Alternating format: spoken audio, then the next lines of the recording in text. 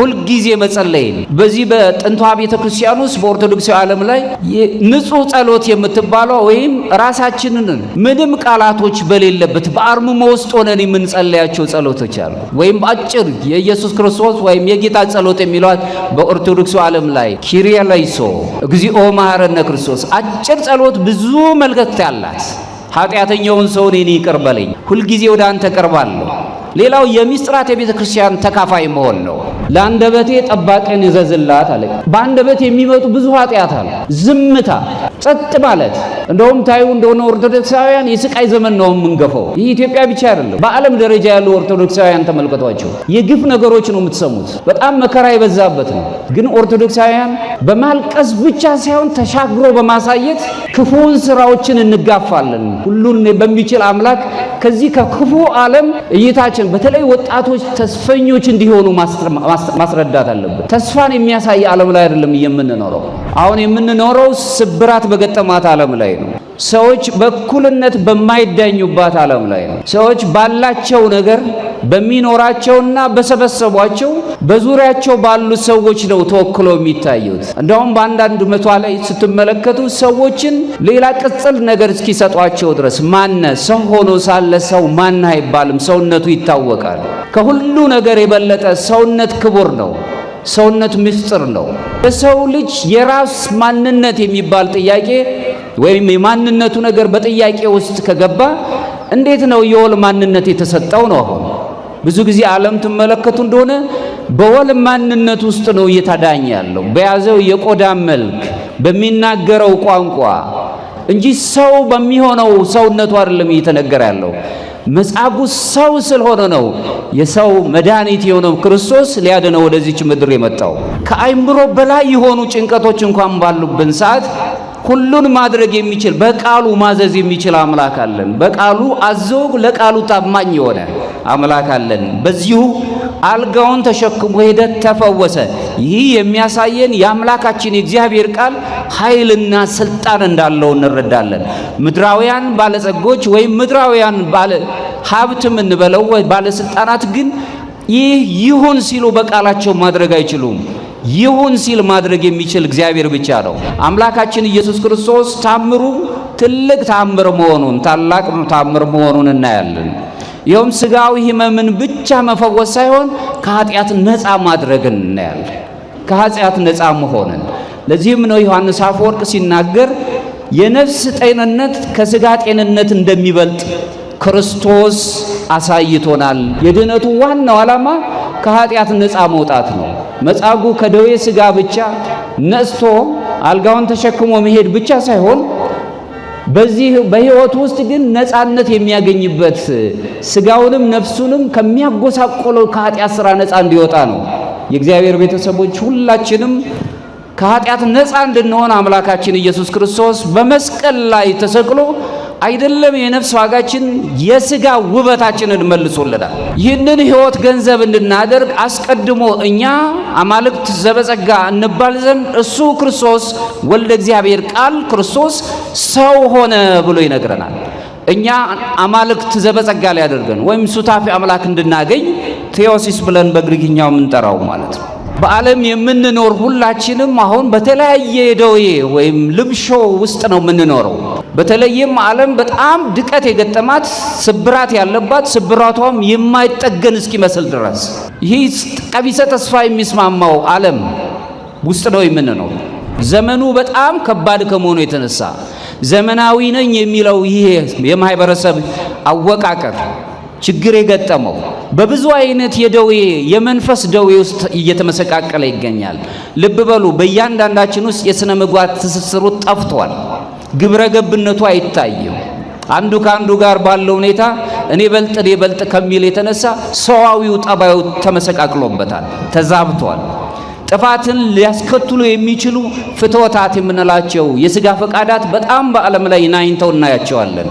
የእምነት መጥፋት መታመን ማለት ነው። ወኩን መሐይምን እስከ ለሞት እስከ ሞታችን እስከ እቅታችን ድረስ የታመንን መሆን መታመን መጀመሪያ ለገዛ ሕሊናችን፣ መታመን ለማህበረሰባችን፣ መታመን ለፈጠረን አምላካችን። ይህ ይዘት ይህ ያለው የሆነ መልካሙ ነገር በዓለም ተዘበራርቆ ጠፍቶ እናገኘዋለን።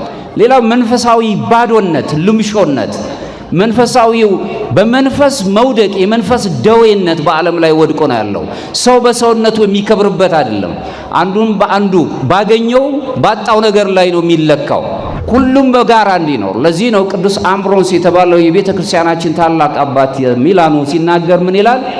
አንተ ለድሃው ስትሰጠው የራሱን ታስረክበዋለህ ይለናል። ምክንያቱም ይቺ ዓለም የተፈጠረችው ለጋራ ልትኖርበት ነው፣ የራሱ የሆነውን ወስደሃልና ይላል። የእግዚአብሔር ቤተሰቦች ተመልከቱ። እንዴት ነው ከኪሴ አውጥቼ የሰጠሁት ነገር የሰውየው የሆነው? ብዙ ሰው የሌላቸው ወገኖች አሉ። ሰው የሚናፍቁ ምግብ አይደለም ጩኸታቸውን ወይም ደግሞ ፍቅራቸውን የሚገልጹበት ድምጻቸው የሚሰማበት ጆሮ የራባቸው ወገኖች አሉ። ማን ይስማቸው? ማን ያዳምጥ? ምክንያቱም ብዙ እኛም ደግሞ የተጨነቅንበት ስላለ የምንሮጥበት ጊዜው ሰዓቱ ስላለ በቃን ስለ ሰዎች የመስማት ጊዜ የለንም። ካለንበት በአልጋ በተመሰለችው የኃጢአት ህይወት ወይም በዓለም ላይ የምንኖርበት የጉስቁልና ፍቶት የሚስማማት ህይወት ከዚህ ተነስተን ወደ አምላካችን መቅረብ አለብን። የጎሰቆለውን ልባችንን ወደ አምላካችን እንዲያዘነብል ማድረግ አለብን። እንዲፈወስ የምናደርግበት ልዩ መንገድ ስለሆነ ኃጢአትም ከእግዚአብሔር ጋር የምናደርገውን መልካም የሆኑ ዘላለማዊ መንገዳችንን የሚያቋርጥ ስለሆነ ሁላችንም ከኃጢአት ነፃ መሆን አለብን። ሁልጊዜ ከኃጢአት ነፃ እንሆን ነው የምንባለው።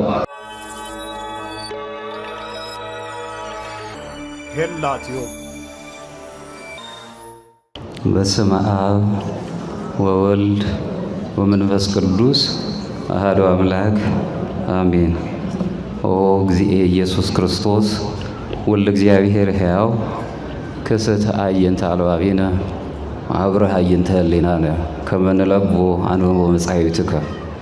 አረጋዊ መንፈሳዊ አምላካችን እግዚአብሔር የእግዚአብሔር አብ ልጅ መጻሕፍትን በምናነብበት ጊዜ መጻሕፍትን በምንማርበት ጊዜ አይነ ልቦናችንን ግለጥልን፣ አይነ ህሊናችንንም አብራልን። አረጋዊ መንፈሳዊ እግዚአብሔርን ፈቅዶና ወዶ ለዚህ ሰዓት ስላደረሰን ስሙ የተመሰገነ ይሁን። ክቡር አባታችን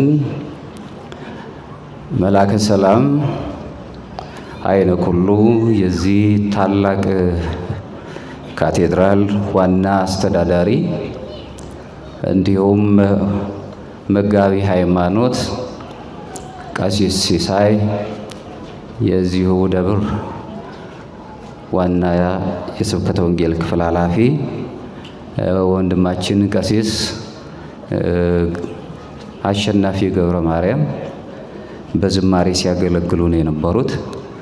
ካህናት አባቶቻችን፣ መነኮሳት፣ እንዲሁም ዲያቆናት፣ ምእመናን፣ እግዚአብሔር ቤተሰቦች፣ ወጣት ዘማሪያን ለዚህ ሰዓት እግዚአብሔር አምላካችን ስላደረሰን ስሙ የተመሰገነ ይሁንና እንደምን አደራችሁ? አምላካችን እግዚአብሔር ድጋሜ ስሙ የተመሰገነ ይሁን። እንግዲህ እንደሚታወቀው ታላቁ አብይ ጾም ውስጥ ኢትዮጵያዊው ዘማሪ የዝማሬው ባለቤት ቅዱስ ያሬድ በዜማ ቀመሩ ላይ እሁዶቹን በጠቅላላ ስም በመሰየም ወይም ደግሞ ለነሱ የሚስማማ ቃል እግዚአብሔርን በዝማሬ እያቀረበልን ዛሬ መጻጉዕ የሚለውን የዓለም በብዛት በብዙ ነገሮች ህመም ውስጥ ነው ያለው፣ ደዌ አለበት። ይህንን የሚያወሳ ታሪካዊ ይዘት ያለውን ነገር ከዮሐንስ ወንጌል ምዕራፍ 5 ከቁጥር 1 እስከ 15 ያለውን ኃይለ ቃል ምክንያት አድርጎ ለዝማሬው በቀመር ያስረዳናል። ዛሬ እንደ እግዚአብሔር ፈቃድ ባለችን ደቂቃ ውስጥ ከዚህ ጋር የተያያዙትን ነገሮች እናያለን። የዚህ ሳምንት የእሁዱ ስያሜ ቤተክርስቲያናችን እንደሰየመችው በዝማሬውም እንደሚታወቀው መጻጉዕ ተብሎ ይታወቃል። የተነበበውም ዮሐንስ ወንጌል ምዕራፍ 5 ከቁጥር 1 እስከ 15 ያለው ኃይለ ቃል ይሆናል። ለዚህ እንደው ምናልባት ማንሳት የምንችለው ታሪክን እየተረክን ብቻ እንድንሄድ ሳይሆን ታላቅ ድህነት ወይም ፈውሰ ስጋና ፈውሰ ነፍስ የተፈጸመበት ከኃጢአት ነፃ የወጣንበትን ነገር የምናስብ ይሆናል። በመጻጉዕ ሕይወት ታሪክ ውስጥ ራሳችንን እያየን ማለት ነው። በዮሐንስ ወንጌል ምዕራፍ 5 ከቁጥር 1 እስከ 15 ላይ ተመዝግቦ የሚገኘው ገጸ ንባብ ስንረዳ ቤተሳይዳ በሚባለው መጠመቂያ ስፍራ ላይ ለዘመናት ማለትም ለ38 ዓመት ያህል በአልጋ ቁራኛ ላይ የነበረን የመጻጉዕን ታሪክ ያነሳልናል። ይህ የመጻጉዕ ታሪክ ፈውስን፣ ድነትን፣ ከሰው ልጆች ጋር የሚገናኙ ሂደቶች ያሉትን ዘይቤያዊ አገላለጾችን የምንረዳበት ነው። ታሪኩ በራሱ የተዋቀረበት በመጀመሪያ ሲታይ ስለ አንድ ግላዊ ወይም ስለ አንድ ግለሰባዊ ሕይወት የሚናገር ይመስላል። ነገር ግን የሥጋዊ ጤንነት ከሌለው ሰው አልፎ የነፍስ ጤንነት ከሌለው ዓለም ጋር የምናያይዝበትን ታሪክ መረዳት ይገባናል። የሰው ልጅ ቀደም ብሎ በኃጢአት ምክንያት ወደ ምድር እንደወደቀ ቅዱሳት መጻሕፍት ያስረዱናል። በተለይም በኦሪቱ ዘመን ላይ የምናየው ይህንን በኃጢአት ምክንያት የመጣበትን የመውደቅ ታሪክ በመጻጉዕ ሕይወት ታሪክ ላይ የመነሳትና የመፈወስ ታሪክ ምክንያት ወይም ምሳሌ ምስጢራዊ ይዘት ባለው መልኩ መረዳት እንድንችል በዮሐንስ በወንጌሉ ደግሞ ምዕራፍ 5 ላይ የራሳችንን ሕይወት እንድንዳስስ ያስተምረናል። ስለዚህ የመጻጉዕ ራሱ መፈወስ ትኩረታችን የሰው ልጅ ወደሚፈልገው ፍጹም ድህነት ወይም መፈወስ ካለብን መከራ ውስጥ ወጥተን ከመከራ ነፃ ሆነን እግዚአብሔርን የምናገኝበት በተለይም ኦርቶዶክሳውያን ዘላለማዊ ሕይወትን የምናስብበት የነገሮቻችን ሁሉ ፍጻሜ በግሪክኛው ቴዎሲስ የሚባለው አምላክን ሱታፊ አምላክ ወይም አማልክት ዘበጸጋ የሚያሰኘንን ሕይወት የምናገኝበት ያንን የምንገነዘብበት ታሪክ ስለሆነ በዚህ በመጻጉዕ ታሪክ ውስጥ ራሳችን እናያለን። መጻጉዕ የሰው ልጆች መንፈሳዊ ገጽታ ምልክት ነው። ወንጌሉ ላይ እንደተናገርነው እንደሰማነውም 38 ዓመታት በደዌ ሥጋ ሲሰቃይ እንደነበረና ዘመድ አልባ እንደነበረ ከታሪኩ መረዳት እንችላለን። እዚህ ላይ ስናይ ከቁጥር 5 ላይ በዚያም ከ38 ዓመት ጀምሮ የታመመ ወይም 38 ዓመት የሆነው ሰው እንደነበረ ይነግረንና የረጅም የሆነ የስቃይ ዘመን ለአንድ ሌሊት እንኳን በጣም ይከብዳል። 38 ዓመት ሙሉ ያልጋ ቁራኛ ሆኖ በደዌ ዳኛ ተይዞ ይኖር የነበረውን ሰው በዚያ በኩል ሲሄድ መጻጉዕ በራሱ አምላካችን በዛ በቤተ ሳይዳ አካባቢ ሲሄድ መጻጉዕ የሚያድነው ወይም የሚፈውሰው ወይም ደግሞ በሰውኛው እሱ እንደሚያስበው በዛች ወንዝ ውስጥ መጠበቂያ ስፍራ ውስጥ የሚያስገባው ሰው ካገኘ ፈውስ እንደሚያገኝ ያስብ ነበር። መጻጉዕም በዛው ስፍራ ላይ በነበረ ሰዓት ላይ አዳም ወይም በኃጢአት ምክንያት የወደቀውን አዳምን የሚያስታውሰን ዘመናት ሙሉ ሲጠብቀው የነበረ የፈውስ ወይም የመድኃኒትነት ታሪክን ይጠብቅ የነበረውን አዳምን ቀደም ብሎ ያስታውሰን እንደነበር እናያለን። የሰው ልጅ ከውድቀት በኋላ በኃጢአት ምክንያት ደክሞ ተጎሳቅሎ የነበረውን የእግዚአብሔር ልጅነት አጥቶ ይህ የእግዚአብሔር ልጅነት የምንለው በአርአያው የተፈጠርንበት በአምሳያው የተፈጠርንበት መጨረሻው ሰዓት ላይ እግዚአብሔርን የምንመስልበትን ሕይወት የምናገኝበት በኃጢአት ምክንያት የሰው ልጅ አዳም ምሳሌ የሆነን ለኛ ለሁላችንም በምድር ላይ ወድቆ እንደነበረ እናይና መጻጉዕ አዳምን ያስታውሰናል ማለት ነው። እኛ ሁላችንንም ያስታውሰናል ማለት ነው። ቅዱሳት መጻሕፍት ይህንን በአጠቃላይ ወይም ይህንን ሁለንተናዊ ታሪክ የመጻጉዕን ታሪክ ሁላችንን እንደሚመለከት በሮሜ መልእክቱ ላይ ቅዱስ ጳውሎስ ምዕራፍ 3 ከቁጥር 23 ላይ ሁሉም ኃጢአትን ሰርተዋልና የእግዚአብሔር ክብር ጎላቸዋልና እያለ ይነግረናል። የምንማራቸው ነገሮች ወደ ሕይወታችን እንድንመልሳቸው ሁሉም ኃጢአት ሰርተው ነበረ፣ በምድር ላይም ተጎሳቅለው ነበር። መጻጉዕ ብቻ ሳይሆን ዓለም በራሱ መከራ ውስጥ እንደነበረ እናያለን። ኃጢአት በራሱ የሰውን ነፃነት ይሻማል፣ ይጋፋል፣ የሰውን አእምሮ ያጎሳቆላል። ከእውቀት የነፍሳዊ እውቀት ከምትባለው ነገር እንድንወጣ ያደርገናል። ልባችን መልካም የሆኑ ነገሮች እንዲያስቡ አያደርገንም። ኃጢአት ምንጊዜም የሚያሸማቅቅ ነው። በኃጢአት ምክንያት የወደቀው አዳም ዛሬ የምናነሳው መጻጉዕን ምሳሌ ሆኖ የምናየው የሁላችንም ምሳሌ ሆኖ የምንመለከተው በኃጢአት ምክንያት የሚመጡትን መከራዎች አይደለም በአምላክ ፊት በሰዎች ፊት እንኳን ቆመን እንድንታይ አያደርገንም። ብዙ ስቃዮችን እናስተናግዳለን። በነገረ መለኮት አዋቂው የሆነው አውግስቲን የተባለው ታላቅ አባት ሲናገር ይላል ስለ መጻጉዕ በተናገረበት ወይም ደግሞ የዮሐንስ ወንጌልን በተረጎመበት አንቀጹ ላይ እንዲህ ይላል። አውግስቲን ያ ሕመምተኛ አለ መጻጉዕን ማለት ነው በድካም ውስጥ ወድቆ የሚገኘውንና በጸጋ እግዚአብሔር ካደረገው ወይ ደግሞ ምሕረት ካደረገለት በቀር ከቀድሞ ወይም ከወደቀበት መነሳት የማይችለውን የመላው የሰው ዘር ምሳሌ ሆኖ ቀርቧል ይለናል። መጻጉዕን ታሪኩን መስማት ብቻ ሳይሆን የመጻጉዕ ሕይወት የሁላችንም ሕይወት ሆኖ ድነት የምንፈልግ ኦርቶዶክሳውያን ምሳሌ ሆኖ እንደቀረበ ያስረዳናል። እዚህ ላይ ወንጌሉን ራሱ ስንመለከት ራሳችንን በመጻጉዕ ሕይወት ውስጥ አስገብተን እንድናይ አውግስቲንም ይሆን ወንጌላዊው ዮሐንስ እኛን ሁላችንንም ይጋብዘናል። በመጻጉዕ ሕይወት ውስጥ ያለን ምናልባት መጻጉዕ ያገኘው ደዌ ሥጋ ሊሆን ይችላል። ዓለም ግን ብዙ የሆነ ፍታዊ ያልሆኑ ነገሮች የምታስተናግድ ስለሆነ ብዙ ከእግዚአብሔር የሚያርቃት በሽታ ልምሾ ይገጥማታል። በዚህ ሕይወት ውስጥ የምንኖርን ሰዎች ሁላችንን ያስታውሰናል። ሌላው እግዚአብሔር አምላክ ምንም እንኳን ዓለሙ መጻጉዕ ቢሆንም በሽታ ቢስማማውም በልምሾ ቢኖርም የሰው ልጆች ቢጎሳቆሉም ኃጢአተኛውን ግን አምላክ ይወደዋል፣ አይጸየፉም። አምላካችን እግዚአብሔር ኃጢአተኛውን እንዴት እንደፈለገው ኃጢአተኛው እሱን ፈልጎት ሳይሆን አምላኩ ግን ኃጢአተኛውን እንደፈለገው በመጻጉዕ ታሪክ ውስጥ እንማራለን። ታሪኩ አንዱ ከሚያነሳልን እጅጉ ታላቅ አስገራሚ ገጽታ ውስጥ አንዱ መጻጉዕ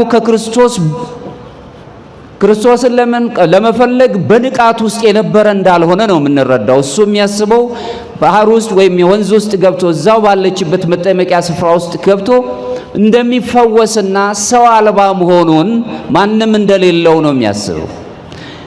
ይልቁንም ክርስቶስ የራሱን መጻጉዕን የሚፈልገውን ነገር እንዲገልጽለት ምን ላድርግልህ ልትድን ትወዳለህ ነው። ነፃነት ያለበት ጥያቄ ማለት ክርስትና የነፃነት ጉዞ ነው።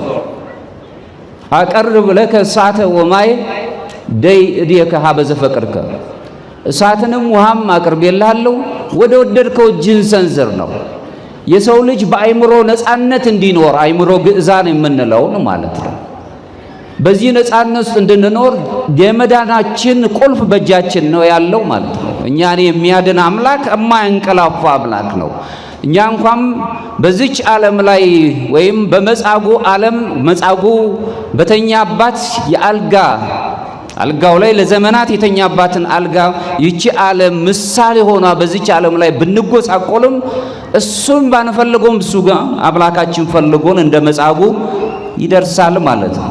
ወንጌሉ ሲናገር ዮሐንስ ወንጌል ምዕራፍ 5 ቁጥር 6 ላይ ራሱ መድኃኒታችን ኢየሱስ ክርስቶስ ይህ ሰው ተኝቶ ባየው ጊዜ ነው የሚለው መጻጉዕን እስካሁን ብዙ ዘመናት እንዲሁ እንደሆነ እንደነበር አወቀ፣ ያውቅ ነበረ። ስለዚህም ስለ ድህነቱ ስለ መዳኑ አንድ መሰረታዊ እውነታን እንድተናገረን ልትድን ትወዳለህን ፈቃድን ጠየቀ። እግዚአብሔር የሰው ልጆችን በማዳን ሕይወት ውስጥ በመፈወስ ሕይወት ውስጥ ተቀዳሚ ነው። መጀመሪያ እግዚአብሔር አምላካችን አዳኝ እሱ ነው፣ መድኃኒት እሱ ነው። የሚያድነን ከብዙ ነገሮች ሁሉ የሚያወጣን አምላካችን ኢየሱስ ክርስቶስ ነው። የእግዚአብሔር ልጅ ወደ ዓለሙ የሚመጣው በትክክለኛው መንገድ ራሳችንን ለማዳን ስለሚፈልግ ነው። መዳን ያለባቸው የእግዚአብሔር ሰዎች የሱ መንጋዎች የሆኑ አሉ። እነሱም ማዳን ስለሚፈልግ ቸር የሆነ እረኛ አምላክ ሁላችንን ሊያድነን ወደዚህ ምድር እንደ መጻጉዕ መጥቷል። እሱን እናስባለን። የሉቃስ ወንጌል ምዕራፍ 9 ከቁጥር 10 ላይ የሰው ልጅ የጠፋውን ሊያድን ወደዚች ምድር መጥቷል ብሎ ነው የሚነግረን።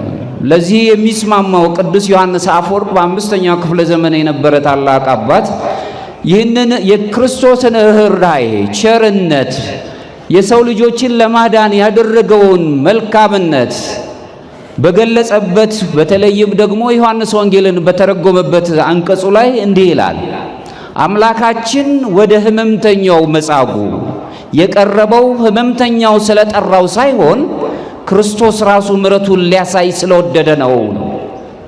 እኛ ስለፈለግነው ሳይሆን ዓለም ስለፈለገው ሳይሆን እሱ ስለፈለገን ወደኛ መጣ ነው የሚለው። ዛሬ በዚች ቤተክርስቲያን ተሰብስበን ያለን ምእመናን እግዚአብሔር የሚፈልገን ቤት እንኳን ብንኖር እዚህ አካላችን መጥቶ ነፍሳችን ወይም መንፈሳችን ውጭ እንኳን ቢሆን አምላካችን እኛን ይፈልገናል። እሱም ታላቅ ነገር ማድረግ የሚችል አምላክ ስለሆነ ስለዚህ ከሁሉ ነገር መለኮታዊው ጸጋ መንፈስ ቅዱስ ከኛ ጋር ስላለ ከሚያስጨንቀን ከደዌ ሥጋ ብቻ ሳይሆን በሐሳብ ከምንጨነቅበት ነገሮች አሁን የምንኖረው ስብራት በገጠማት ዓለም ላይ ነው። ሰዎች በእኩልነት በማይዳኙባት ዓለም ላይ ነው። ሰዎች ባላቸው ነገር በሚኖራቸውና በሰበሰቧቸው በዙሪያቸው ባሉ ሰዎች ነው ተወክሎ የሚታዩት። እንደውም በአንዳንድ መቷ ላይ ስትመለከቱ ሰዎችን ሌላ ቅጽል ነገር እስኪሰጧቸው ድረስ ማነ ሰው ሆኖ ሳለ ሰው ማን አይባልም፣ ሰውነቱ ይታወቃል። ከሁሉ ነገር የበለጠ ሰውነት ክቡር ነው። ሰውነት ምስጢር ነው። በሰውነት ሕይወት ውስጥ የሚገለጽ ሰው ማን አይባልም፣ ሰው መሆኑ እየታወቀ አንትሙ ታቦቱ ለእግዚአብሔር ነው የሚለን ቅዱስ ጳውሎስ በሁለተኛ ቆሮንቶስ መልእክቱ ላይ እናንተ የእግዚአብሔር ቤተ መቅደሶች ናችሁ፣ ይኸውም ቤተ መቅደስነታችን በዋጋ የተገዛ ዋጋውም ደግሞ ደም የተከፈለለት በክርስቶስ ደም ሁላችን የክርስቶስ ባሪያዎች አገልጋዮች የሆነን የራሳችሁ አይደላችሁም ነው የሚለው። አሁን እዚህ ላይ መጠየቅ አለብን። የሰው ልጅ የራስ ማንነት የሚባል ጥያቄ ወይም የማንነቱ ነገር በጥያቄ ውስጥ ከገባ እንዴት ነው የወል ማንነት የተሰጠው ነው? አሁን ብዙ ጊዜ ዓለም ትመለከቱ እንደሆነ በወል ማንነት ውስጥ ነው እየታዳኘ ያለው በያዘው የቆዳ መልክ በሚናገረው ቋንቋ እንጂ ሰው በሚሆነው ሰውነቱ አይደለም እየተነገረ ያለው። መጻጉዕ ሰው ስለሆነ ነው የሰው መድኃኒት የሆነው ክርስቶስ ሊያድነው ወደዚች ምድር የመጣው። ሰው አልባ እንኳን ብንሆን የኛ የሁላችንም መድኃኒት የሆነው ሊያድነን የመጣ አምላካችን ሰውነታችንን ይናፍቀዋል። ከሁሉ ነገር መድኃኒት የሆነው ክርስቶስ እኛንም ለማዳን የታመነ አምላክ መሆኑን እናያለን። ሌላው አምላካችን እግዚአብሔር የድነት ትእዛዝን ሁሉ ገልጾልናል። መጻጉዕን ሊያድን ሲፈልግ ምን ላድን ትወዳለህን? እንደሚድን ያውቅ መዳን እንደሚፈልግ ያውቃል። ግን ነፃነታችንን ያከብርልናል። ክርስቶስ ለመጻጉዕ እንዲህ ነው ያለው። መጨረሻም ተነስና አልጋህን ተሸክመ ሂድ። ብዙ ቦታዎች ላይ ሰውነታችን የደከመበት አለ ወገኖቻችን። ብዙ ጊዜ ይህን ታሪክ ሰምተናል። ብዙ የሚያሰቃዩ የዓለም ውጣ ውረዶችን አስተናግደናል።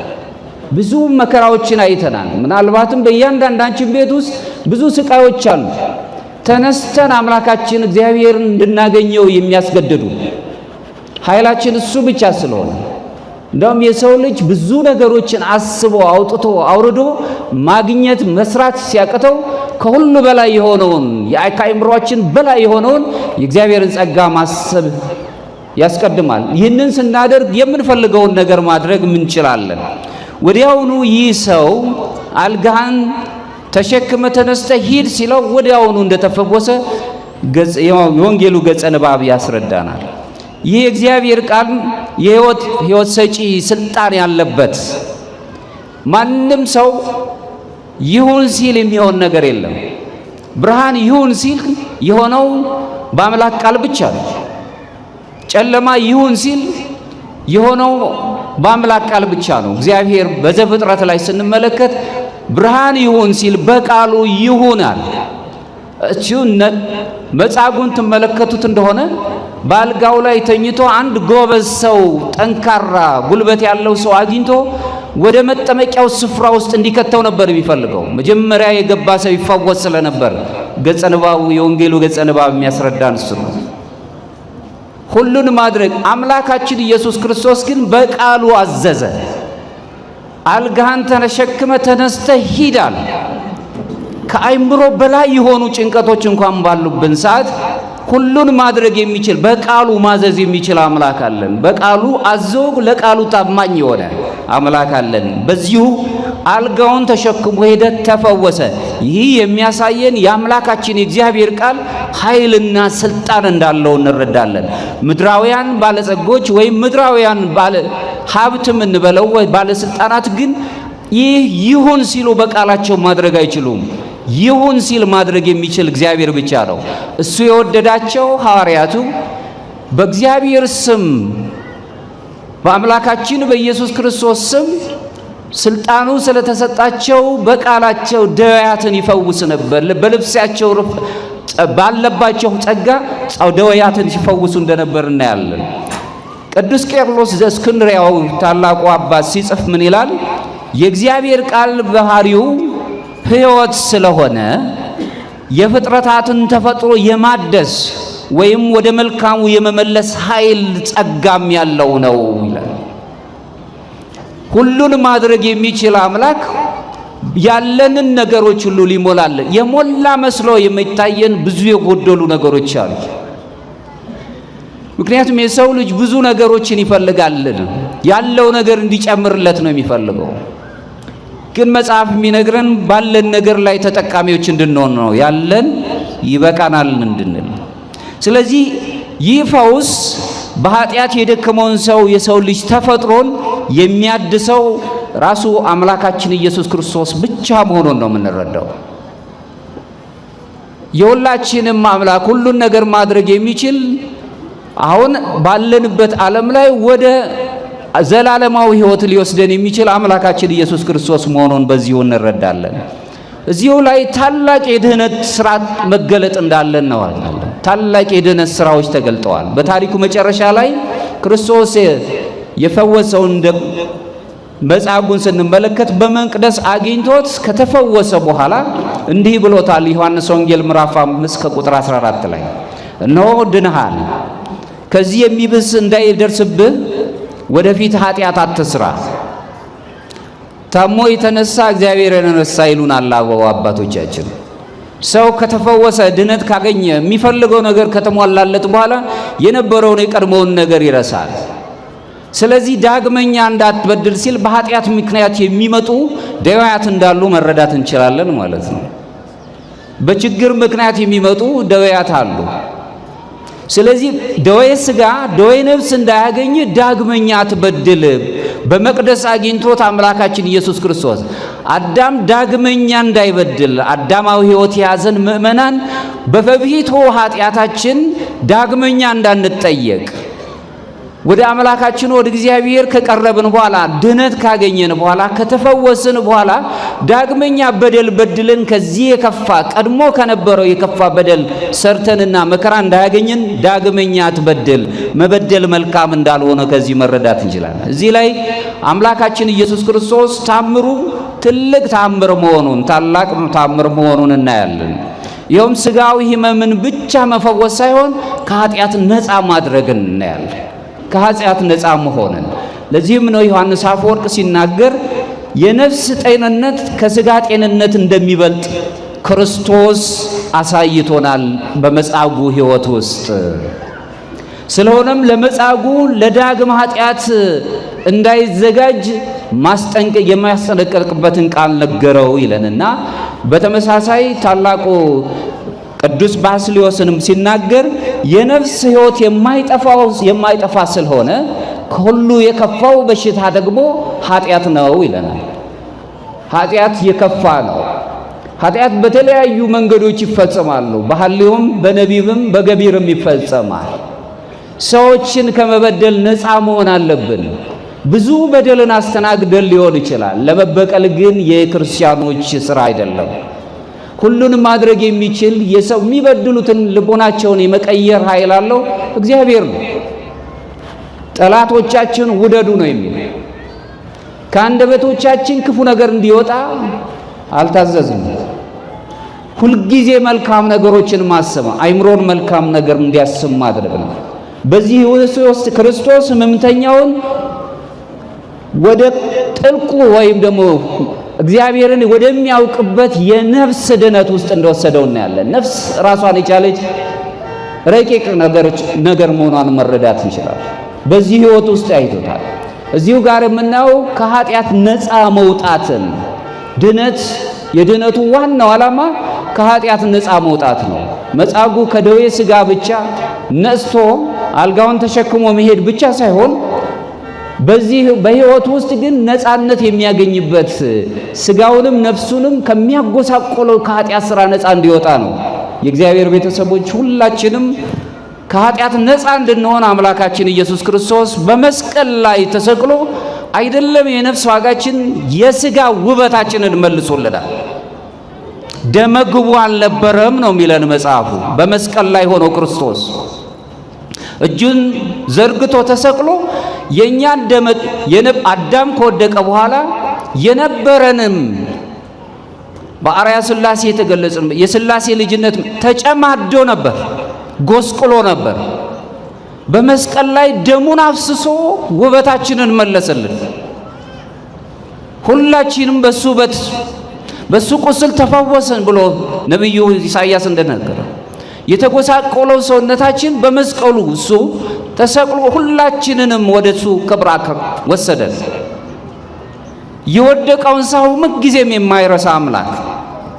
ስለዚህ በዚህ ውስጥ ሆነን ሳለን አትናቴዎስ ዘእስክንድርያው ሲናገር ምን ይላል? ይህንን ሕይወት ገንዘብ እንድናደርግ አስቀድሞ እኛ አማልክት ዘበጸጋ እንባል ዘንድ እሱ ክርስቶስ ወልደ እግዚአብሔር ቃል ክርስቶስ ሰው ሆነ ብሎ ይነግረናል። እኛ አማልክት ዘበጸጋ ሊያደርገን ወይም ሱታፊ አምላክ እንድናገኝ ቴዎሲስ ብለን በግሪክኛው የምንጠራው ማለት ነው። ስለዚህ እግዚአብሔር ሰዎች መጻጉዕ ብቻ አይደለም አሁን ፈውስ የሚያስፈልገው። በዓለም የምንኖር ሁላችንም አሁን በተለያየ ደዌ ወይም ልምሾ ውስጥ ነው የምንኖረው። በተለይም ዓለም በጣም ድቀት የገጠማት ስብራት ያለባት ስብራቷም የማይጠገን እስኪመስል ድረስ ይህ ቀቢጸ ተስፋ የሚስማማው ዓለም ውስጥ ነው የምንኖር። ልክ እንደ መጻጉዕ አሁንም አዳኝ ያስፈልገናል። ነገር ግን መጻጉዕ የጠበቀው ያን ጎልማሳ የሰው አዳኝነት ነው። እሱ አይደለም የሆነው ግን ከዛም ከሰዎች በላይ ሰዎችን ሁሉ የፈጠረና ታላቅ የሆነው አምላካችን ኢየሱስ ክርስቶስ መጻጉዕን እንደታደገው እንዳዳነው እሱ በጠበል ተጠምቆ እንዲድን ነበር የጠበቀው። ነገር ግን አልጋህን ተሸክመ ሂድ ብለው በቃሉ ከሚያስጨንቀን ነገር በጣም ይዩት። ትላንት በጣም የሚያስጨንቅ ነገር ውስጥ አይምሯችን ተወጥሮ ነበር። ጧት ስንነሳ ግን ሌላ ጭንቀት ነው የምናስብ እንጂ የትላንትናውን አናስብ። ይነጠቃል ከአይምሯችን። ሁሉን የሚችል አምላክ በጭንቀቶች ላይ ጭንቀት ተሞልቶብን እንድንኖር የሚናፍቅ አይደለም። ሁልጊዜ እኛን የሚናፍቅ ሰዎች በተለያየ መልኩ እንኳን ክፋትን ሊያደርጉ የሚችሉ ሰዎች የኛን መውደቅ ቢናፍቁም ከወደቅንበት ግን ሊያነሳ የሚችል አምላካችን ታማኝ ነው። እሱን የምናስብ ነው። ስለዚህ ዛሬ የመጻጉዕ ታሪክ የኛን የነፍስ ውድቀትን ያስተምረናል ማለት ነው። ሰዎች በነፍስ የወደቁበት የዮሐንስ ወንጌል የሚገልጽልን ይሄ ነው። ዘመኑ በጣም ከባድ ከመሆኑ የተነሳ ዘመናዊ ነኝ የሚለው ይሄ የማህበረሰብ አወቃቀር ችግር የገጠመው በብዙ አይነት የመንፈስ ደዌ ውስጥ እየተመሰቃቀለ ይገኛል። ልብ በሉ፣ በእያንዳንዳችን ውስጥ የሥነ ምግባር ትስስሩ ጠፍቷል። ግብረ ገብነቱ አይታይም። አንዱ ከአንዱ ጋር ባለው ሁኔታ እኔ በልጥ ከሚል የተነሳ ሰዋዊው ጠባዩ ተመሰቃቅሎበታል፣ ተዛብቷል። ጥፋትን ሊያስከትሉ የሚችሉ ፍትወታት የምንላቸው የሥጋ ፈቃዳት በጣም በዓለም ላይ ናኝተው እናያቸዋለን። የእምነት መጥፋት መታመን ማለት ነው። ወኩን መሐይምን እስከ ለሞት እስከ ሞታችን እስከ እቅታችን ድረስ የታመንን መሆን መታመን መጀመሪያ ለገዛ ሕሊናችን መታመን ለማይበረሰባችን፣ መታመን ለፈጠረን አምላካችን ይህ ይዘት ይህ ያለው የሆነ መልካሙ ነገር በዓለም ተዘበራርቆ ጠፍቶ እናገኘዋለን። ሌላው መንፈሳዊ ባዶነት፣ ልምሾነት፣ መንፈሳዊው በመንፈስ መውደቅ፣ የመንፈስ ደዌነት በዓለም ላይ ወድቆ ነው ያለው። ሰው በሰውነቱ የሚከብርበት አይደለም። አንዱን በአንዱ ባገኘው ባጣው ነገር ላይ ነው የሚለካው። ሰው በዚች ዓለም ላይ ታናሽና ታላቅ እስኪኖር ድረስ ደርሷል። በተለይም የምጣኔ ሀብት ባለሙያዎች በዚች ዓለም ላይ ያንዱ ትልቅ ያንዱ ትንሽ ወይም ያንዱ ባለጸጋ መሆን ወይም ያንዱ ድሃ የመሆን ምስጢሩ በዓለም ላይ የተዘረጋው የሥርዓት መዋቅር ፍልሰት ነው ብለው ይናገራሉ። የነገረ መለኮት ምሁራን ግን ከዚህ የበለጠ ነው የሚያስረዱት። በዓለም ላይ የሰው ልጆች የታችና የታላቅ ወይም የበታችና የበላይ የመሆን ምስጢሩ ሌላ አይደለም፣ የፍቅር መጉደል ነው ብለው ነው የሚናገሩት። ሁሉም በጋራ እንዲኖር። ለዚህ ነው ቅዱስ አምብሮስ የተባለው የቤተ ክርስቲያናችን ታላቅ አባት ሚላኑ ሲናገር ምን ይላል? አንተ ለድሃው ስትሰጠው የራሱን ታስረክበዋለህ ይለናል። ምክንያቱም ይቺ ዓለም የተፈጠረችው ለጋራ ልትኖርበት ነው፣ የራሱ የሆነውን ወስደሃልና ይላል። የእግዚአብሔር ቤተሰቦች ተመልከቱ። እንዴት ነው ከኪሴ አውጥቼ የሰጠሁት ነገር የሰውየው የሆነው? ምክንያቱም እቺ በጋራ እንድንኖርባት የተሰጨችውን ዓለም ለግል ጥቅምህ አድርገሃታልና። ቅዱስ አምብሮስ መልሶ ሲናገር ይቺ ዓለም የተፈጠረችው ለሀብታሞች ብቻ አይደለም ለድሆችም ጭምር እንጂ። ይህንኑ ሐሳብ የተስማማው በዘመኑ የነበረው ቅዱስ ዮሐንስ አፈወርቅ ሲናገር ለድሃው ስትሰጠው ጎጡን፣ ጾታውን፣ ሌላው ይቁርና ሃይማኖቱን ብላት ስለ ክርስቶስ ብለህ ብቻ ስጥ ነው የሚለው። ሰዋዊነት ይገዝፋል። ሰው በሰውነት ማንም ስለው ማግኘት ስላለበት እኔ ያገኘሁበትን አፍቅር ቢጸከ ከመነፍስከ ነው። አንተን በምትወድበት የመውደድ ቋንቋ ሌላውንም ውደደው ነው የሚለን። ስለዚህ ሰዎች በሰዎች ሕይወት ውስጥ አሉ። ሰው ብቻውን ይሆን ዘንድ መልካም አይደለም። አንዳችን በአንዳችን ውስጥ አለን። ይህ ቃላቶች ብቻ አይደሉም፣ እውነታ ነው። አንዱ በአንዱ ውስጥ ነው የሚኖረው። መጻጉዕ ሰው የለኝም ነው ያለው። ብዙ ሰው የሌላቸው ወገኖች አሉ። ሰው የሚናፍቁ ምግብ አይደለም ጩኸታቸውን ወይም ደግሞ ፍቅራቸውን የሚገልጹበት ድምጻቸው የሚሰማበት ጆሮ የራባቸው ወገኖች አሉ። ማን ይስማቸው? ማን ያዳምጥ? ምክንያቱም ብዙ እኛም ደግሞ የተጨነቅንበት ስላለ የምንሮጥበት ጊዜው ሰዓቱ ስላለ በቃን ስለ ሰዎች መስማት ጊዜ የለንም። ጆሮ ይናፈቃቸዋል። ሰው ለሰው ስትሰጠው ዝም ብለህ በክርስቶስ ስም ስጠው ነው የሚለው። ማንንም ሰው ነው መውደድ ነው ያለብን። ክርስቶስ ሁላችንንም ወደደ፣ የዓለም መድኃኒት ነው የተባለው እሱን የምናስብበት ነው። መንፈሳዊ ባዶነታችን እንዲሞላ ከመጻጉዕ ታሪክ ውስጥ ተምረን ደዌ ፈውስን የምንፈወስበትን የነፍስን ፈውስ የምናገኝበት የሥጋም መንፈስ ህሊናችን የሚፈወስበትን ነገር ማሰባል።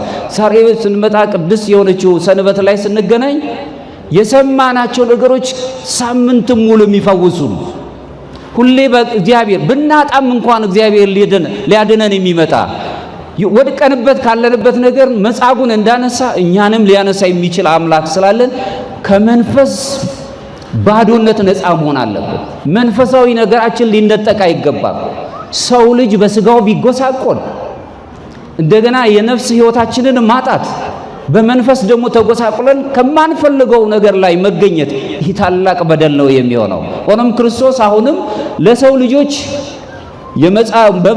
መጻጉዕን እንደቀረበው ለመጻጉዕ እንደነገረው ወደፊት ኃጢአት አትስራ ነው የሚለው። ሁላችንንም ወደፊት ኃጢአት አትስራ። ዛሬ መተናል። እግዚአብሔር ደግሞ በምሕረት እንዲገልጸን ከኃጢአት ነፃ መሆን ከኃጢአት ሲም እግዚኦ አቃብየ ለአፌ ልበ አምላክ ዳዊት የሚናገረው ለአንደበቴ ጠባቂን እዘዝላት አለ። በአንደበት የሚመጡ ብዙ ኃጢአት አለ። ዝምታ፣ ጸጥ ማለት። እንደውም ታዩ እንደሆነ ኦርቶዶክሳውያን የስቃይ ዘመን ነው የምንገፈው። ይህ ኢትዮጵያ ብቻ አይደለም፣ በዓለም ደረጃ ያሉ ኦርቶዶክሳውያን ተመልከቷቸው። የግፍ ነገሮች ነው የምትሰሙት። በጣም መከራ የበዛበት ነው። ግን ኦርቶዶክሳውያን በማልቀስ ብቻ ሳይሆን ተሻግሮ በማሳየት ክፉን ስራዎችን እንጋፋለን። ሁሉን በሚችል አምላክ ከዚህ ከክፉ ዓለም እይታችን በተለይ ወጣቶች ተስፈኞች እንዲሆኑ ማስረዳት አለብን። ተስፋን የሚያሳይ ዓለም ላይ አይደለም የምንኖረው። ተስፋን የምንቀጥልበት የምናይበት ነገር ማስባል፣ ኃጢአት አለመስራት፣ ከአንደበታችን ክፉ ነገር እንዳይወጣ ማድረግ፣ ለአንደበታችን መልካም ማስተባል። አንዳንድ ጊዜም ተናብቦ ይሄ ይሳርምሞ ከመናገር ዝምታ ይሻላል። ምክንያቱም በዝምታ ውስጥ ብዙ ንግግሮች ስላሉ የሥነ ልቦና ምሁራን እንደሚያስቀምጡት ከሆነ የሰው ልጅ በመላሱ ከሚናገረው ንግግር የበለጠ በአይኑ ይናገራል ነው። ንግግሮቻችን አይናችን ውስጥ አሉ። ብዙ በተለይ ኢትዮጵያውያን ኩሮች ነው። ምንም ቢቸግረው ስጠኝ ብሎ ለመለመን ይቸገራል። ብዙ ወገኖች አሉ በብዙ ማጣት ውስጥ በቤታቸው የሚኖሩ ግን ትላንት አግኝተው ስለነበር ዛሬ ሲያጡ ስጠኝ ለማለት ይጨነቃሉ። አይናቸው ግን ያወራል፣ ይናገራል፣ ብዙ ነገር ይናገራል። ሰው አልባነን፣ ለልጆቼ ማቀም ሰው ብለው የለኝም፣ ትምህርት ቤትም ማስተምሮ የለኝም፣ እኔ የምኖረውን ኑሮ ልጆቼ ሊደግሙት ነው። ሊናገር አይችልም፣ ኩሩ ነው፣ አንደበቱ ተይዟል። አይኑ ላይ ግን እንሰማለን፣ እናያለን። ስንት ወገኖች አሉ በደጊቷ በር ላይ የሚለምኑ። መለመን ናፍቀው አይደለም፣ ድርጊትን ምክንያቱን ሳታውቅ ድርጊትን አትኮንን ይላሉ ሊቃውንት። ምክንያቱም አንድ ሰው ከሰው የሆኑ ነገሮችን ይዞ ሲወጣ ሌባ ነው የምንለው። ሮቦት ይሆን አናውቅም፣ የጃመል ኖሮበት ይሆን አናውቅም። ስለዚህ ከእግዚአብሔር ጋር ለመኖር ካልሰብን ለሰው ሰዋዊውን ሲያውን እናስብ። በሰውነት ብዙ ሰዎች መጻጉዕ የነበረው ጻቢ አላቸው። ሰው የለንም ኦርቶዶክሳውያን፣ አሁን ለኛ የሚሆን መከታ በምድር ላይ የለም፣ ያለን ሰማያዊ አምላካችን ብቻ ነው። በሱ ተስፋ አድርገን ደግሞ አባቶቻችን ከመከራ ነፃ እንደወጡት እኛም ነፃ እንወጣለን። እሱን የምናስብበት ነው። ጌታችን ኢየሱስ ክርስቶስ ሲያስተምር በዮሐንስ ወንጌል ምዕራፍ 8 ከቁጥር 34 ላይ ኃጢአት የሚያደርግ ሁሉ የኃጢአት ባሪያ ነው ይላል። በአንደበት በንግግር በተግባር ወይም በገቢር የምንሰራቸው በህሊና የምንሰራቸው ኃጢአቶች ሁሉ እኛ የእግዚአብሔር አገልጋዮች በደሙ የተከፈለልን አገልጋዮች ከመሆን ይልቅ የኃጢአታችን ባሪያዎች አገልጋዮች እንድንሆን ነው የሚያደርገን። ዓለም የሚፈልገው እሱን ነው። ምክንያቱም ወደ እሱ ፈቃድ እንድንሄድ ስለሆነ። እንደማጠቃለያ ወደ ታላቁ ፈውስ የሚወስደንን መንገድ ምዕመናን ማወቅ አለብን። የመጻጉዕ ትልቁ ችግር ፈውስን የሚያገኝበት በመጠመቁ ብቻ ይሁን እንጂ ታላቁን መድኃኒት የሚያገኘውን ክርስቶስን ግን አላወቀው። እሱ የሚጠብቀው እንደውም ልትድን ትወዳለህ ሲለው በዘመነ ጉርዝውና የተገለጸው አምላካችን ኢየሱስ ክርስቶስ አንስቶ ከዚህ ከመጠመቂያው ስፍራ ከሰው በፊት አስገብቶ ያድነኛል፣ ራሱ ጸበሉ መድኃኒት ይሆነኛል ብሎ ያስብ ስለነበር ሰዋዊ የሆነው ሐሳቡን የቀደመው። አምላካችን ግን እኛ ከምናስበው ቀድሞ በቃሉ ያዛል። በቃሉ የምንፈልገው ቤታችን ይሞላል። ካስጨነቀን ነገር ነፃ ያደርገናል። አዎ ልክ ነው፣ የምንኖረው ሰዋዊ ኑሮ ነው። እሱን እየዘነጋው አይደለም። ብዙ የሚያስጨንቁ ነገሮች አሉ፣ መፍትሄ የሚያስፈልጓቸው። እሺ መፍትሄ አጣን፣ ታዲያ ምን እናደርግ? መፍትሄያችን ያለው እንግዲህ በእጃችን ካልሆነ አሁንም አምላካችንን መለመን ያስፈልገናል። ወደሱ መቅረብ አለ። ይህ ታላቅ ፈውስ እንዴት ማግኘት እንችላለን ብለን መጠየቅ አለብን። እኛስ እንዴት እንዳል ከነበረብን ከጉስቁልና ህይወት እንዴት እንውጣ? እሺ ቤታችንን እግዚአብሔር እንዴት ይባርክልን? መጻጉዕን የታደገን አምላክ እንዴት እናገኘው? ቤተክርስቲያን የሚከተሉትን ዋና ዋና ሐሳቦችን ታስቀምጥልናለች። እንዴት ከሚያስጨንቀን ደዌ፣ ሽባ ከሚያደርገን፣ ልምሾ ከሚያደርገው ደዌ ካለው ከሐሳብ ደዌያት ነፃ እንዲያደርገን ከፈቀድን ሁልጊዜ ቤተክርስቲያን የምታስቀምጣቸው የፈውስ መንገዶች አሉ። አንደኛው ንስሐ ነው። ንስሐ ማለት በዚህ በመጽሐፈ መነኮሳት ላይ ያስቀምጥ ንስሐሰ ተውበት ጸጋ እምድኅረ ጸጋ ይላታል። ንስሐ ማለት በልጅነት ባገኘንባት ከጥምቀት በኋላ የተገኘች የይቅርታ በር ናት ነው የሚለን። ንስሐ ማለት መጸጸት ማለት ወደ እግዚአብሔር መቅረብ ማለት ነው። ሌላው ንስሐ ማለት የአእምሮ ጤናማ ህይወትን አግኝቶ መኖር ነው። መንፈሳዊ ፈውስ ለማግኘት ከመንፈሳዊው ደዌያችን በሽታችን ለመላቀቅ ንስሐ ትልቁ መንገድ ነው። ዳግመኛ አትበድል። በፊት በምንጠየቅበት የኃጢአት መንገድ ወይም ደግሞ የምንጠየቅበት መስመር ላለመገኘት ቃለ መሐላን መፈጸም። ሁለተኛው ጸሎት ነው። ልቡናችንን ለመለኮታዊው ጸጋ አሳልፎ መስጠት፣ ሁልጊዜ መጸለይ። በዚህ በጥንቷ ቤተክርስቲያን ውስጥ በኦርቶዶክሳዊ ዓለም ላይ ንጹህ ጸሎት የምትባለው ወይም ራሳችንን ምንም ቃላቶች በሌለበት በአርምሞ ውስጥ ሆነን የምንጸልያቸው ጸሎቶች አሉ። ወይም አጭር የኢየሱስ ክርስቶስ ወይም የጌታ ጸሎት የሚሏት በኦርቶዶክሱ ዓለም ላይ ኪሪያላይሶ እግዚኦ መሐረነ ክርስቶስ፣ አጭር ጸሎት ብዙ መልእክት ያላት። ኃጢአተኛውን ሰው እኔን ይቅር በለኝ፣ ሁልጊዜ ወደ አንተ ቀርባለሁ። ሌላው የምስጢራት የቤተ ክርስቲያን ተካፋይ መሆን ነው። በምስጢራት የቤተ ክርስቲያን ውስጥ ሁላችንም ተካፋይ እንድንሆን ተጠርተናል። ሰባቱ ምስጢራት ማለት ነው። በዚህ ውስጥ ተካፋይ እንድንሆን በጥምቀቱ ልጅነታችንን አግኝተናል። በቅባ ሜሮኑ ደግሞ ህትመት ሌላ ደዌዎች እንዳይገጥመን ወይ ደግሞ የልጅነታችን ነገር እንዳይነጠቀን እንዳዳም ማይተም አግኝተናል።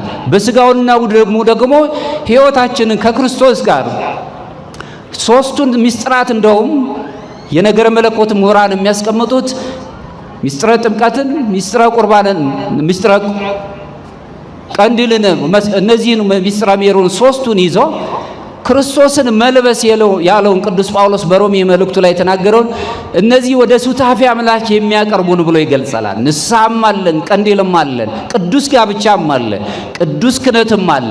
በእነዚህ ህይወት ውስጥ ተሳታፊ መሆን አንዱ የፈውስ መንገድ ነው። ምክንያቱም እኛ ኦርቶዶክሳውያን ነን። እነዚህን መንገዶች ምሳሌ በማድረግ ሁላችንም የሰው ነፍስ ራሷ እግዚአብሔርን እንድትናፍቅ ፈዋሽ ወደ ሆነው ኃይል እንድንቀርብ ቤተክርስቲያን ታስተምረናለች። ስለዚህ በቤተ ሳይዳ የተገለጸው ወይም የነበረው የመጻጉዕ የፈውስ ህይወት ጥልቅ የሆነ እውነታን የሚያስረዳን ነው። ሁላችንም ፈውሱን እንድናገኝ ክርስቶስ የመጣው ስጋን ለመፈወስ ብቻ አይደለም፣ በስጋችን እንድንፈወስ ብቻ አይደለም፣ ከኃጢአትም ደግሞ ነፃ እንድንሆን ነው። የሰው ልጅ በኃጢአት ወድቆ ነበር በአዳም ምክንያት። ከኃጢአት ስራታችን ነፃ እንድንወጣ ነው። አሁንም ሁላችንም የሚያስጨንቁን ነገሮች ካሉ በራሳችን ላይ ሊደረግ የማንፈልገውን ነገር በሰው ላይ ማድረግ ራሱ ኃጢአት ነው። እሱን ማድረግ የሌለብን። ስለዚህ ልምሾ የሆነውን ደዌ ያገኛትን ነፍሳችንን እንድትነሳ አሁንም መጻጉዕን አልጋን ተሸክመ ተነሳ እንዳለው እኛም የምንነሳ ነው። በነፍስ እግዚአብሔር እንዲገለጽ በነፍሳችን ህይወት እንድናገኝ ካለንበት በአልጋ በተመሰለችው የኃጢአት ህይወት ወይም በዓለም ላይ የምንኖርበት የጉስቁልና ፍቶት የሚስማማት ህይወት ከዚህ ተነስተን ወደ አምላካችን መቅረብ አለብን። የጎሰቆለውን ልባችንን ወደ አምላካችን እንዲያዘነብል ማድረግ አለብን። እንዲፈወስ የምናደርግበት ልዩ መንገድ ስለሆነ ኃጢአትም ከእግዚአብሔር ጋር የምናደርገውን መልካም የሆኑ ዘላለማዊ መንገዳችንን የሚያቋርጥ ስለሆነ ሁላችንም ከኃጢአት ነፃ መሆን አለብን። ሁልጊዜ ከኃጢአት ነፃ እንሆን ነው የምንባለው። በራሳችን ላይ ልምምድ ከሰው አንጠብቅ። በራሳችን የራሳችንን ነገር የምናይበት ነገር ማሰብ አለብን። እንግዲህ ዮሐንስ ወንጌል ምዕራፍ 5 ከቁጥር 14 ላይ እነሆ ድነሃል፣ ከዚህ የሚብስ እንዳይደርስብህ ወደፊት ኃጢአት አትስራ ነው ያለው። ልባችን እንዲፈወስ እንዲጠገን ዳግመኛ በደል መስራት የለብንም። ሁሉም በሚችል አምላክ ከኃጢአት ለመራቅ ሁልጊዜ በንስሐ በጾም መትጋት አለብን፣ በጸሎት መትጋት አለብን። ወደ ቅድስናው የሚያመራውን የነጻነት ከኃጢአት ነጻ የሚያደርገንን ድነት የምናገኝበት ሁልጊዜ የምናስበውን ነገር ከኃጢአት ድነሃል፣ አንተ ተፈውሳል የሚለውን ቃል መስማት አለብን። ስለዚህም እንግዲህ ይህንን ታላቅ ፈውስ የምንሰማ ሁላችን በእግዚአብሔር መንግሥት የሚገኘውን ሕይወት እንድናገኝ አሁንም አምላካችን ለመጻጉዕ ልትድን ትወዳለህ እንዳለው ሁላችንንም ለማዳን ታማኝ አምላክ በፊታችን አለ። መጻጉዕን የፈወሰ ዓለምን ይፈውስልን። በየቤታችን የሚያስጨንቀንን ነገር ሁሉ ያንሳልን። ከዚህ የሥነ ምግባር የግብረ ገብነት ጥሰት ከሞላው ዓለም እግዚአብሔር በመልካም ነገር ቀይሮ የእኛንም ሕይወት የሚያቃና ያደርግልን። ካሰብንበት ነገር ትላንት ተሸክመናቸው ምንዞረው የነበረውን ነገር ጥለን መጻጉዕ በቤተ መቅደስ ነው የተገኘው ከዳነ በኋላ። እኛም በቤተ መቅደስ ተገኝተው እኛም ራሳችን የእግዚአብሔር ቤተ መቅደሶች ነን። ልባችን የእግዚአብሔር ቤተ መቅደስ ነው። በዚህች በቤተ መቅደስ ውስጥ ደግሞ መልካም ነገር ነው ሊሰራ የሚገባው።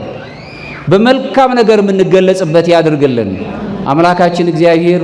ፈውሱን፣ ጸጋውን፣ በረከቱን ለዓለማችንና ለሕዝባችን ለሀገራችን ኢትዮጵያም ከዚህ ከምስቅልቅሉ ነገር አውጥቶ ድነትን እንዲሰጥልን ቅዱስ ፈቃድ ይሆነልን። ይቆየን።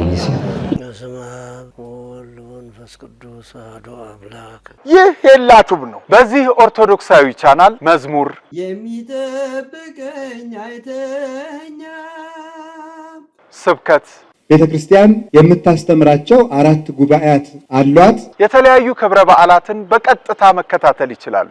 ቻናላችንን ሰብስክራይብ በማድረግ አገልግሎቱን ያግዙ።